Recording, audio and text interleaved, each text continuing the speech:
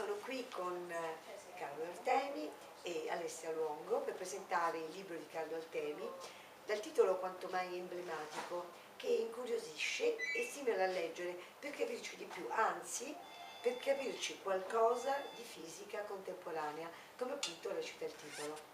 L'autore è stato docente di fisica, ha partecipato a eventi e convegni sul tema e attualmente collabora con organizzazioni anche internazionali del settore, e nella sua introduzione dà un primo accenno dalla differenza tra fisica classica e fisica contemporanea, che è un concetto non comune, cioè non è che le persone normalmente sappiano che cos'è questa dicotomia, e sottolinea come quest'ultima, quindi quella contemporanea, sia alla base di oggetti che accompagnano la nostra vita quotidiana, la vita moderna, anche se non li vediamo direttamente, come i laser o le sorgenti radioattive usate in medicina nucleare.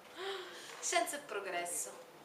Spesso parlando di scienza, o meglio delle conseguenze che le scoperte scientifiche hanno sulla società, si parla spesso di moderno, modernità e di progresso. Ma che rapporto esiste, se esiste, tra questi concetti? Cercando di riassumere interi libri, ma anche di fare un po' di chiarezza, vediamo di dire alcune cose. Cominciamo da moderno e vediamo subito che questo aggettivo può avere un doppio significato. Il moderno può essere semplicemente ciò che è più recente rispetto ad altre cose. Il rock and roll è ovviamente più moderno di Mozart ed altre cose. L'automobile è più moderna della carrozza.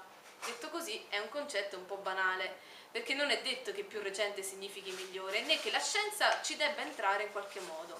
Ma il concetto di moderno può avere un altro più profondo significato. Moderno è ciò che sentiamo più simile a noi, ciò con cui siamo più in sintonia. Quelle affermazioni che ci fanno dire anche io la penso così, quelle invenzioni che ci fanno pensare questo è proprio quello che ci vuole. A questo punto il moderno non è più quello che è recente ed acquista anche una certa dose di soggettività. Altri si rende conto che la scienza non produce verità assolute, non può dare risposta a tutte le domande, però il bello della scienza è questo, che io posso anche ignorare la relatività di Einstein o anche avere dei dubbi logici sulla relatività di Einstein.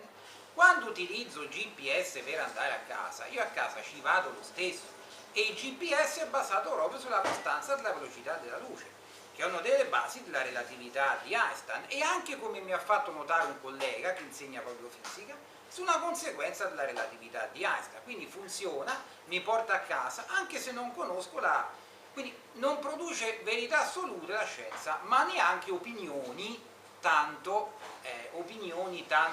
diciamo questionabili facilmente, cioè possono essere questionate da altre ricerche scientifiche.